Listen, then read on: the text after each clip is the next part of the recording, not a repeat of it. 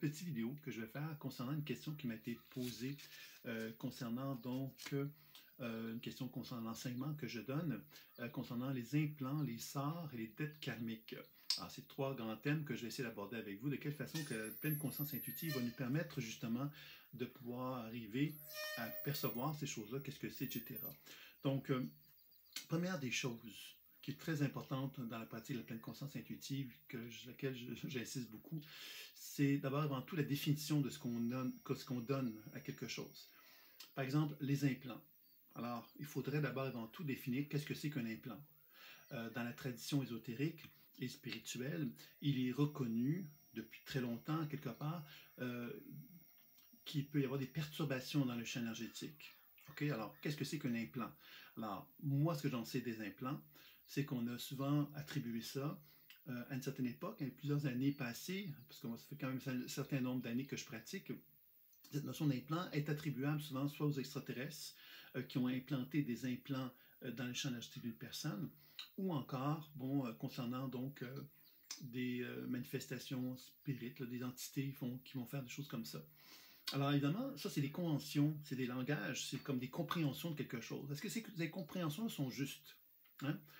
Parce qu'évidemment, pour ceux qui ne me connaissent pas, je ne me suis peut-être pas présenté, c'est Sylvain Bélanger, et je suis donc créateur, concepteur de la pleine conscience intuitive qui consiste justement à développer donc à utiliser le véhicule qui est l'imaginaire pour voyager à l'intérieur de soi ou voyager dans une autre personne, pour être capable donc de découvrir qu'il y a un langage qui émane des cellules du corps, et ce langage-là, quelque part, se manifeste à travers nos sens, visuels, auditifs ou sensitifs, et ça se fait à travers donc une méthode, et évidemment, il y a des soins qui sont associés à ça et tout ça. Donc, et la question qui a été posée était posée par une étudiante, et évidemment, donc ces implants-là, quelque part, ne font pas partie de ce que moi j'appelle les observations intuitives que moi j'ai eues dans ma pratique. Est-ce que ça veut dire qu'ils n'existent pas? Je ne le dirai pas parce que je n'ai pas la vérité infuse et je ne me perçois pas quelque part comme étant celui qui a cette vérité infuse-là. Cependant, j'ai quand même plusieurs années d'expérience dans le domaine et je travaille avec des gens qui ont des problèmes de santé physique, énergétique, psycho-émotionnelle, spirituelle. Donc, j'ai eu une palette de couleurs de gens qui ont des problématiques de santé de tout ordre. Et les implants n'ont jamais été quelque chose dont j'ai eu besoin, que j'ai pu identifier dans un travail. Ça ne veut pas dire pour autant donc que ça n'existe pas, mais ce que je vous dirais, c'est que pour moi, le danger dans l'intuition, c'est de tomber dans les abus de langage. Les abus de langage, c'est de sombrer dans des croyances qui vont nous amener vers des observations de quelque chose. Par exemple, si je suis convaincu que les implants existent, il est donc normal qu'en tant que thérapeute intuitif, je vais donc focuser sur le fait que des implants existent, et comme j'ai cette conviction-là, je risque d'avoir des perceptions intuitives qui vont me donner des informations associées au fait qu'il y a des implants qui existent. Alors, je ne dis pas que ça n'existe pas, mais je dis simplement qu'il faut faire attention à ce qu'on appelle la fausse perception. En hypnothérapie, on a reconnu qu'il y avait des faux souvenirs. Les faux souvenirs, finalement, sont qu'on tombe dans une transe hypnotique, un thérapeute nous amène dans une transe hypnotique, et il peut y avoir donc des souvenirs, des faux souvenirs, c'est-à-dire simplement des émergences de quelque chose qui pourrait s'apparenter à quelque chose qu'on a déjà vécu, mais qui n'a pas été déjà vécu, mais simplement comme un assemblage, un peu comme un rêve en quelque sorte, dans lequel il y a plein d'images qui se superposent ensemble et qui peuvent amener donc une personne à penser, par exemple, que ses parents ont abusé de lui. OK, par exemple, ça serait possiblement un faux souvenir si ça ne s'est jamais produit. Maintenant, il faut savoir pourquoi cette manifestation d'image se manifeste. C'est peut-être parce qu'on a eu l'impression, peut-être qu'on a eu des sentiments, des émotions qui ont été ressenties de notre part ou encore de l'extérieur qui ont amené ça. Okay? Donc, le faux souvenir n'est donc pas relié à un événement réel, mais est relié donc à une symbolique qui se manifeste dans notre corps et qui reflète quelque chose de la réalité. Donc ça, c'est une première chose. La deuxième chose que j'aimerais dire là-dessus, c'est que le monde extraterrestre, c'est un monde très vaste. Je ne dis pas qu'il n'existe pas, je ne dis pas qu'il existe, mais c'est évident que dans une démarche intuitive, on peut se faire appel, on peut communiquer avec des énergies de tout ordre et qu'on pourrait prendre le temps de répertorier dans une cartographie de l'univers et on pourrait constater qu'il y a plein de manifestations qui sont là. Et ces manifestations-là sont donc à quelque part relié à ce que moi j'observe. C'est-à-dire que si j'observe la planète Vénus, par exemple, ben, je vais rencontrer des Vénusiens. Si je rencontre la planète Uranus, je vais rencontrer des Uraniens, ainsi de suite. Dans le processus intuitif, je peux faire des aventures, des explorations de cet ordre-là, et je peux effectivement constater qu'il peut y avoir donc des réalités qui sont associées donc au fait que des implants peuvent être insérés dans le corps humain, etc. Et je peux donc établir quelque chose de cet ordre-là. Alors évidemment, ça peut être très intéressant et ça peut être une porte d'entrée, quelque part, une exploration fort intéressante. Moi, ma position concernant ça, c'est que j'essaie justement de ramener la pratique intuitive à quelque chose qui est relié donc à la matière, qui est donc relié au concret, qui est donc le concret, qu'est-ce que c'est? C'est ma réalité corporelle. Donc j'ai un corps physique, hors de tout doute, on est tous d'accord là-dessus, tout le monde. Et on est donc capable de comprendre que dans ce corps physique-là, il y a donc une somme d'informations qui peut être associée à mon activité cellulaire, donc mes cellules, ma santé, mon énergie, donc aussi, ma nature psycho-émotionnelle par la mémoire qui anime mon champ de lumière, qui sont des mémoires d'ordre personnel, dans mon histoire personnelle, des mémoires familiales, des mémoires d'autres vies. Donc, ça veut donc dire que moi, je suis en résonance avec un ensemble d'informations déjà d'une façon très importante. Si on veut aller plus loin, on pourrait très bien dire, ben, je peux raisonner avec des mémoires extraterrestres. On pourrait aller jusque-là, bien sûr, et ça serait tout à fait cohérent par rapport à ma pratique aussi, ce que j'ai pu observer. Sauf que moi, je n'ai pas tellement exploré cet avenue-là. J'ai rencontré des gens qui se disaient en communication avec des extraterrestres, et évidemment, d'un point de vue du travail que je faisais, qui est un travail donc thérapeutique, qui avait pour objectif donc d'amener ces gens-là à trouver un meilleur équilibre, on constatait souvent que ces perceptions de langage face aux extraterrestres étaient reliées donc à des évasions, des fuites que l'on manifestait envers notre propre corps. Donc, moi, mon objectif, évidemment, c'est de dire, oui, OK, les extraterrestres existent, les implants pourraient être une option. Maintenant, en quelque part, qu'est-ce qu'on fait avec ça? Qu'est-ce qu'on fait avec ça pour amener, justement, un travail d'équilibre, un travail de justesse, pour amener une personne à se sentir plus en paix et en harmonie avec elle-même? Alors, c'est ça un peu que je dirais. Alors, pour répondre donc à la notion d'implant, dans les questions qui m'étaient posées, bon, dans la pratique de la pleine conscience intuitive, bien sûr qu'on peut focuser sur les implants. On peut dire, ben, tiens, il y a des implants, donc je vais aller voir s'il y a des implants chez cette personne-là. Les implants, finalement, qu'est-ce que ça peut être dans un point de vue plus relié à la pleine conscience intuitive? C'est dans le contexte de surcharge. Dans les champs énergétiques, on peut observer des hyperactivités dans le champ énergétique et ces hyperactivités-là peuvent entraîner ce qu'on pourrait appeler des implants, parce que les implants, finalement, ce sont des matières qui vont apparaître intrusives dans le corps humain. Alors, moi, ce que j'appelle ça de l'acidité. L'acidité, c'est que dans le champ énergétique, il y a un ensemble de charges positives, électroniquement parlant, qui se manifestent dans le champ énergétique, qui vont faire que le corps ne va pas être en mesure de les éliminer et qui vont se refléter dans l'observation intuitive d'un champ énergétique où on va voir effectivement comme des espèces de matières qui veulent sortir du corps. Et ça peut donner cette impression d'implant. Dans le cas de l'hyperactivité, ça va même donner l'impression qu'il y a des aiguilles, quelque chose de coupant, des choses comme ça. Dans le cas de l'hypoactivité surchargée, ça va être davantage des éléments d'obstruction, de colle, etc., qu'on va avoir l'envie d'enlever. Donc, pour moi, ça peut être effectivement des choses qui peuvent se manifester à cet endroit-là. Maintenant, dans le travail intuitif avec des guides ou avec des extraterrestres, il est fréquent, ça m'est arrivé fréquemment, puisque dans l'enseignement, on aborde aussi la notion d'extraterrestre, donc on aborde la possibilité de travailler avec des extraterrestres, et l'idée est toujours la même, c'est de quelle façon qu'on peut collaborer avec ces énergies-là pour justement donner un sens à notre existence et donner un sens effectivement à la relation que moi j'ai d'être sur Terre et de pouvoir vivre et de collaborer avec une forme d'intelligence assez vaste. Donc, et dans ces conditions-là, bien évidemment, il peut y avoir un travail qui peut se manifester de cet ordre-là, des plans, ou avec des guides également. On peut constater que les guides peuvent également des fois mettre des énergies, par exemple des cristaux de lumière, pour favoriser une transformation, etc. Le plus important dans tout ça, c'est pas de déterminer si c'est vrai ou c'est pas vrai ce qui se passe, c'est de déterminer qu'est-ce que ça a comme impact dans notre corps. Si ça n'a pas d'impact, ben quelque part, on doit questionner, on doit interroger la manifestation intuitive pour justement la confronter à cette idée, quelque part, qu'elle n'est peut-être pas en mesure de nous donner leur juste. Si elle nous dit qu'elle nous met des cristaux pour amener une transformation dans notre conscience et qu'il n'y a pas de transformation dans notre conscience, on est en droit de lui demander des explications, on est en droit de lui demander, bon, comment ça se fait, etc. Donc ça serait une première chose pour les implants, ce que j'avais à dire concernant ça. Le sort maintenant. Alors, les sorts, évidemment, c'est quelque chose qui touche la notion d'envoûtement, par exemple. Ça touche à quelque part cette idée qu'on peut se faire envoûter par quelqu'un.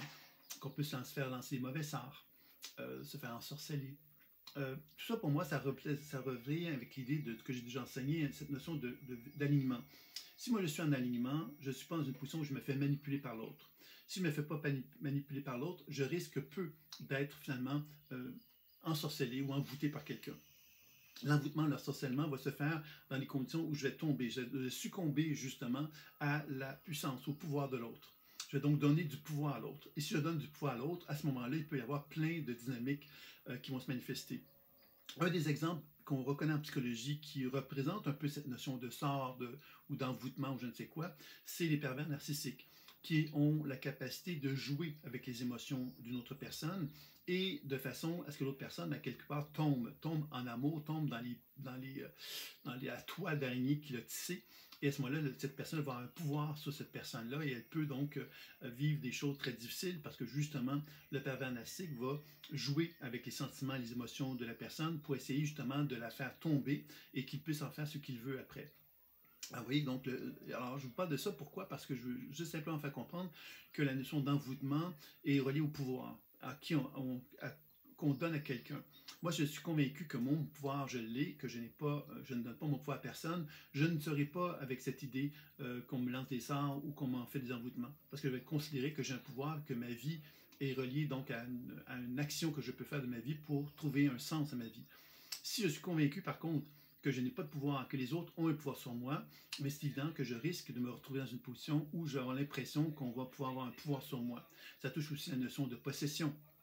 Et quand j'ai l'impression quelque part qu'on peut me posséder, ça veut donc dire quelque part que je ne me possède pas. Hein? Ça veut donc dire quelque part que j'ai reconnu que je n'avais pas plein pouvoir sur moi-même. Donc vous voyez quelque part que c'est tout en liaison aussi avec notre façon de voir notre réalité que cette idée-là. Et ce que je dirais, c'est qu'il y a un grand danger dans la notion des sorts, ça c'est basé sur mon expérience que j'ai observée, c'est qu'il est facile de dire « Ah oui, tu as un envoûtement de telle personne. Ah, tu es possédé par quelque chose d'autre. » Tu vois, on donne la responsabilité à quelque chose à l'extérieur de soi et on s'enlève la responsabilité en tant que personne qui subit ça. Et ça, je pense que c'est vraiment important de se sortir de la position de victime. Et dans ce sens-là, bien évidemment, tout le processus de la pleine conscience intuitive rappelle qu'il y a un phénomène de dissociation qui se produit dans notre champ énergétique. La dissociation, c'est que je suis là et je me dissocie de quelque chose de moi-même. Et cette énergie dont je me suis dissocié va résonner avec quelque chose d'autre qui va faire que je vais me retrouver à rencontrer des gens qui vont me faire travailler d'une façon répétitive. Par exemple, si je me sens victime, ben, je vais rencontrer des agresseurs une fois, deux fois, trois fois, quatre fois, cinq fois. Je vais me dire, mais comment ça se fait que je rencontre toujours le même genre de personnes? Tout simplement parce que j'ai, à quelque part, pas pris possession de quelque chose qui est en moi. Et ça va faire que je vais me retrouver toujours à vivre la même chose, avec le même genre de relation. Et là, on pourrait se dire, mais je suis, c'est mon karma, je suis envoûté, on me lance des mauvais sorts, etc. Alors, vous voyez qu'on doit comprendre ici que, pour moi, cette notion d'envoûtement de sort, c'est quelque chose de facile à affirmer, parce que quelque part, ça nous rend irresponsables. Et moi, je pense que dans la pratique de la pleine conscience intuitive, après les années que j'ai parcourues, j'ai compris à quelque part que la notion de responsabilité est vraiment fondamentale dans cette façon de fonctionner-là.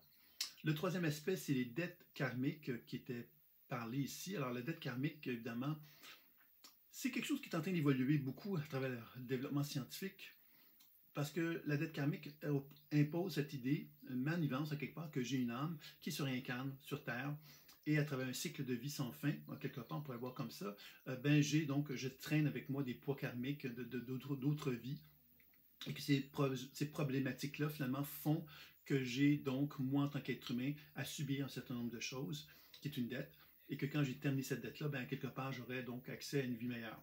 Alors évidemment, il faut savoir que ce processus-là a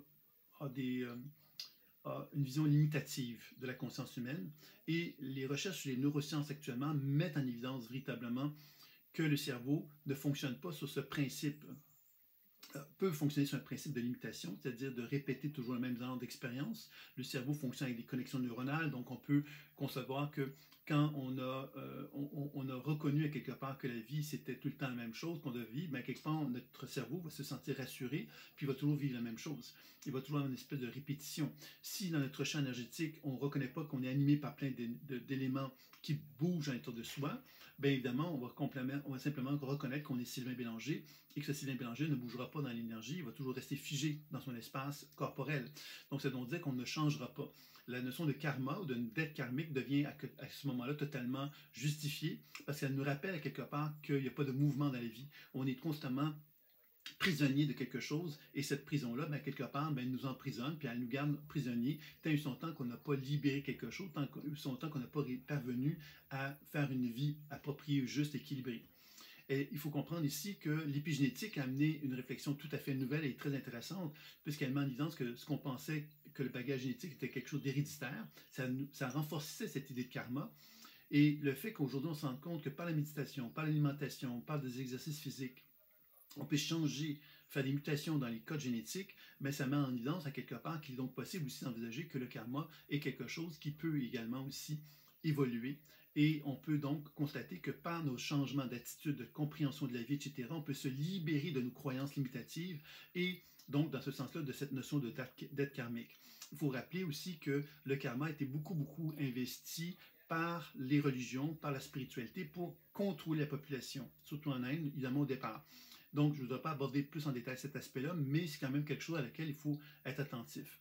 Alors, évidemment, pour revenir sur cette notion de dette karmique, moi, ce que je dirais, c'est qu'à travers les expériences de la vie, il est évident pour moi que des gens qui subissent, qui ont des mémoires limitatives qui sont en eux, qui sont engagés par une série de charges émotionnelles importantes et qui font effectivement que ça peut s'apparenter à ce qu'on pourrait appeler une dette karmique, c'est-à-dire que l'individu a donc un travail à faire sur lui-même pour se dégager, se libérer de croyances limitatives, d'expériences émotionnelles qu'il a vécues pour accéder à quelque chose de plus pur, de plus proche de sa nature réelle. Et de cette façon-là, évidemment, on est confronté à passer par des cheminements de vie qui ne sont pas nécessairement ceux qu'on souhaiterait, mais qui sont vraiment reliés à notre propre limitation à nous, qui va résonner avec la limitation de d'autres êtres humains, qui vont générer quelque part des répétitions d'expériences qui peuvent donner l'impression d'une dette karmique. Et dans ce sens-là, je dirais qu'effectivement, il y a certains êtres humains, on est tous à quelque part pris par une forme de limitation. Et cette limitation, pour moi, correspond à ce qu'on pourrait appeler les dettes karmiques. C'est que la limitation, c'est tant et son temps que je crois que je mérite quelque chose, ben, je vais l'obtenir. Et tant et son temps que je ne me libère pas de ça, ben, je vais reproduire toujours la même chose. C'est comme ça, comme moi, je vous le dirais. Maintenant, ce que l'idée de réincarnation, pour moi, dans ma pratique de la pleine conscience intuitive et dans mon observation, parce que moi, je n'ai pas voulu me baser sur les croyances qui existaient, j'ai plutôt cherché à me baser sur ce que j'observais dans mon travail énergétique. Et pour moi, ce qu'on appelle le karma correspond à cette idée que l'être que je suis résonne avec des mémoires d'autres vies qui appartiennent à l'histoire de l'humanité et que tant et son temps que je résonne avec des expériences probablement de l'humanité, de l'histoire de l'humanité, bien évidemment, je crée des programmations et que tant et son temps que moi, j'apprends à faire un travail pour me libérer de tout ça, mais plus j'apprends à me retrouver dans une forme d'alignement qui me permet de me libérer d'un certain type de karma pour accéder peut-être à d'autres types de karma, puisque la résonance limitative avec des mémoires d'autres vies est un processus perpétuel, jusqu'à ce qu'on atteigne un niveau de pureté suffisamment élevé pour ne plus raisonner avec des mémoires d'autres vies, avec des limitations, et accéder à quelque chose de plus humain, de plus harmonieux, de plus équilibré. Donc tout ça, effectivement, est un processus qu'on retrouve dans la pratique de la pleine conscience intuitive. Le dernier thème que j'avais envie d'aborder, qui était concernant les guerres, les tueries, etc., qui existent dans le monde, la souffrance dans le monde, est-ce que c'est quelque chose qui a sa raison d'être? Si on partait du principe que tout est parfait, tout est toujours parfait, ça veut donc dire quelque part que toutes ces guerres-là, ces tueries-là auraient un sens. Si on se positionne à un niveau très élevé, puis là c'est évidemment mon regard que je vais porter là-dessus, à un niveau très élevé, on pourrait dire que tout a un sens, dans le sens que quelque part, lorsque des gens quelque part génèrent une certaine émotion de frustration, de colère, à un moment donné, ces frustrations et ces colères-là, si elles ne sont pas bien résolues, si elles ne sont pas bien gérées, elles vont générer donc une guerre, de la violence, de la tuerie, etc. Et dans ce sens-là, évidemment, d'un point de vue très haut dans le ciel, on pourrait se dire c'est logique, c'est simplement naturel, dans ce sens que c'est une loi qui s'applique. La loi, quelque part, c'est que j'ai développé donc de la colère, je ne l'ai pas bien gérée, c'est donc normal que j'en arrive à vouloir exprimer cette colère-là d'une façon plus importante. Donc, dans ce sens-là, on comprend que la colère a tout à fait son sens et sa signification. Maintenant, si on comprend quelque part des tueries, des gens qui, par exemple, tuent des gens, hein, qui vont d'une façon gratuite, quelque part, selon des croyances limitatives qu'elles peuvent avoir, ou selon des visions politiques ou je ne sais quoi. Mais ça aussi, ça fait partie quelque part d'un regard qui est relié donc à un individu qui a donc des limitations et des croyances limitatives et qui s'est convaincu quelque part que ces croyances limitatives devaient l'amener à poser ces actions-là. Alors évidemment, on pourrait dire tout est parfait, c'est donc normal qu'elle ait fait ça, mais évidemment, on doit comprendre évidemment que d'un point de vue évolutif, on pourrait dire ben aussi normal qu'elle ait fait ça puisqu'elle avait dans sa conscience telle façon de penser, donc c'est normal qu'elle soit arrivée à cette conclusion-là et qu'elle ait fait ça. Maintenant, on vit dans un point de vue de l'évolution humaine. Par exemple, présentement, sur Terre, on sait que les conflits, l'Ukraine, Russie, bon, en Israël également, il y a des conflits, puis il y en a d'autres dans le monde. Hein, et on voit quelque part qu'il y a une certaine dynamique qui existe dans le monde. Et cette dynamique-là fait qu'il y a des gens, on pourrait dire qu'on peut considérer qu'il y a des bons puis des méchants. Hein, c'est-à-dire que moi, je suis au Canada, bon, vous pouvez être en France ou ailleurs, selon l'endroit où vous vous situez dans le monde, vous avez un regard individuel, vous avez un regard en tant que société, en tant que peuple, face à une situation. Et on comprend évidemment qu'on peut reconnaître qu'il y a des gens qui font des choses bien et des choses qui sont moins bien. Et quand on regarde dans le monde, ben, quelque part, ça peut être discutable, cette idée de dire, ben, moi, je trouve qu'eux font bien puis eux font pas bien. Ça peut être discutable. Il n'y a pas de vérité absolue là-dedans. Et c'est là qu'il faut prendre vraiment une grandeur, prendre de la hauteur, pour être capable d'observer les choses et ne pas se laisser embourber par ce que je dirais les apparences ou par ce qu'on nous dit, etc. Et c'est là que la démarche intuitive est intéressante et aussi parce qu'elle nous permet de mieux comprendre le sens de ces expériences-là. Alors, il ne s'agit pas effectivement d'être impuissant en se disant, ben voilà, moi je suis un individu, donc je subis à quelque part les guerres qui existent dans le monde. Je suis un individu, je peux apprendre à m'individualiser, je peux apprendre à me responsabiliser, je peux apprendre à développer une vie plus en accord avec moi-même et donc de développer une libération de toutes les croyances limitatives qui peuvent exister dans la collectivité humaine et donc d'apprendre à finalement m'individualiser et de ne pas m'identifier à toutes ces situations-là de guerre qui peuvent exister dans le monde. Donc ça, c'est une position qu'on reconnaît dans la démarche spirituelle, de s'individualiser pour finalement trouver sa propre paix intérieure, finalement, et plutôt que de se laisser embourber par la haine et la colère qui peut exister dans le monde. Donc ça, c'est une première chose. La deuxième chose, bien évidemment, c'est ces situations de guerre et de tuerie, etc., se font dans un contexte collectif. Donc, on doit poser notre regard sur la collectivité humaine à ce moment-là et comprendre les peuples. Donc, les États-Unis, la Chine, la Russie sont des peuples. Ils ont donc une dynamique collective au niveau de la mémoire qui implique effectivement qu'ils ont des volontés quelque part d'agir en conséquence avec une vision du monde qui est la leur, qui appartient à la structure mémorielle du peuple en question et qui peuvent justifier donc des situations de guerre, de conflit, etc. et qui peuvent donc être comprises dans ce sens-là d'une façon beaucoup plus mature, je dirais, puisqu'on arrive à comprendre quelque part le sens de tout ça. Maintenant, c'est pour ça que c'est important justement d'avoir cette capacité de prendre la hauteur, parce qu'en prenant de la hauteur, on n'écoute pas simplement les regards subjectifs d'individus, parce que malheureusement, depuis quelques années, depuis peut-être le COVID, on a constaté quand même, et je pense que je vais surprendre personne en le disant comme ça, qu'on a constaté quelque part qu'il y a une espèce de rigidification des façons de voir les choses, où on a l'impression maintenant que quand on dit quelque chose, on a une vérité. La vérité ne peut pas être questionnée, ne peut pas être interrogée. On a une vérité, c'est cette vérité-là qu'on doit écouter, qu'on doit entendre. Et je pense que c'est un peu dommage d'avoir cette vision-là, parce que quelque part, l'important dans la vie, c'est de discuter des points de vue que chacun peut avoir pour arriver à trouver une meilleure réponse par rapport à une situation qui peut être observable dans la réalité.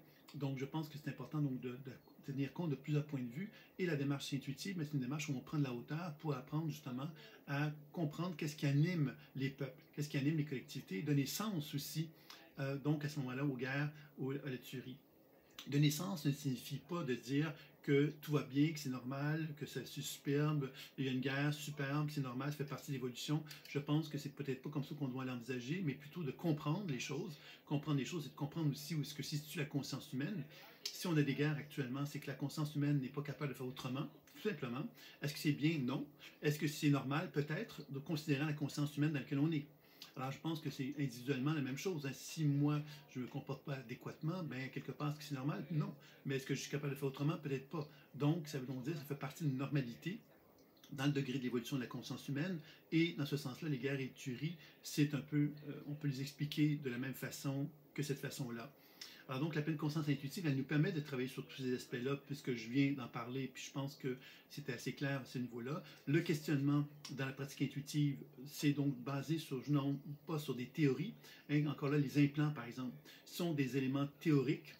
Moi, j'ai vu souvent dans les années passées des clients qui venaient me voir en me disant ah, on m'a dit que j'avais des implants à tel endroit, tel endroit, tel endroit. Pourquoi on me parlait de ça à cette époque-là? C'était parce que c'était à la mode. Aujourd'hui, on me parle des trucs intergalactiques. Ça, c'est autre chose. C'est une nouvelle mode. Je ne dis pas que c'est faux. Je dis simplement que ce sont des modes. Et ces modes-là, quelque part, peuvent fasciner l'esprit, peuvent fasciner notre compréhension des choses par rapport à tous ces univers-là, mais de quelle façon qu'elle nous est utile dans un contexte individuel, dans un contexte évolutif, etc. C'est ça qui, moi, m'a toujours intéressé. Et dans ce sens-là, c'est ça un petit peu que je dirais, c'est que quand on arrive au questionnement, qu'est-ce qu'on fait? C'est que quelle que soit l'énergie qui se manifeste à nous, quelle que soit sa façon de se présenter à nous, on doit toujours finalement rester dans une position de description, de questionner et de déprogrammer, de soigner tel que je l'enseigne pour arriver justement à se mettre dans une position d'objectivité, de témoin et d'arriver à collaborer avec ces énergies-là pour comprendre de quelle façon qu'elles peuvent nous être utiles. Alors si c'est le cas, bien, quelle que soit la manifestation, elle nous est utile, donc on peut considérer qu'elle est positive pour nous. Quand ce n'est le pas, quand une énergie n'est pas utile, qu'elle nous éloigne de notre centre, de notre essence, on peut considérer qu'elle n'est pas utile à ce moment-là, tout simplement. Et c'est certain que dans la psychologie humaine, quand on travaille avec des énergies extraterrestres, des entités, etc., il y a un risque quand même, il faut l'admettre, de perdre la tête, de perdre le cap. Ça m'est arrivé malheureusement fréquemment de voir des gens qui ont perdu leur équilibre psychique, ils sont retrouvés en psychiatrie par exemple, parce que justement ils travaillaient avec des entités ou des énergies qui avaient donc diverses manifestations et à qui ils ont donné beaucoup d'importance et qui sont devenus quelque part des problèmes psychiques pour eux, puisqu'ils arrivaient à ne plus être en connexion avec la réalité, mais en connexion avec des fantaisies qu'ils avaient en eux concernant ces perceptions-là. Donc, c'est là qu'évidemment, le questionnement demeure important pour rester dans une position de justesse envers soi-même. Euh, Évidemment, la pratique de la pleine conscience intuitive, elle a un cadre, comme j'ai dit tantôt, qui est thérapeutique et qui est basé quand même sur l'évolution de la conscience humaine et de quelle façon qu'on peut évoluer en tant qu'être humain. La spirale évolutive, le livre que j'ai écrit, Découvrir votre spirale évolutive, a cet objectif-là de présenter un peu comme une grille de lecture qui permet de comprendre l'être humain dans sa composante évolutive à travers 56 principaux états de conscience. Donc ça, c'est vraiment la pratique que moi je propose. Alors bien sûr que si on veut explorer d'autres avenues, bien sûr qu'on peut effectivement aller voir des gens qui vont vous parler d'implants. Implants extraterrestres, entre autres, c'est quelque chose qu'on retrouve beaucoup chez les médiums. À une certaine époque, j'avais énormément de clients qui venaient me voir avec ce regard-là, mais c'est un regard dans lequel il y avait effectivement une forme d'incompréhension. Et c'est ça que j'ai tendance à reprocher à ce genre de pratique-là, c'est qu'on donne du pouvoir à quelque chose qu'on perçoit et on ne donne pas à la personne l'opportunité de développer sa propre responsabilité par rapport à ce qu'on perçoit.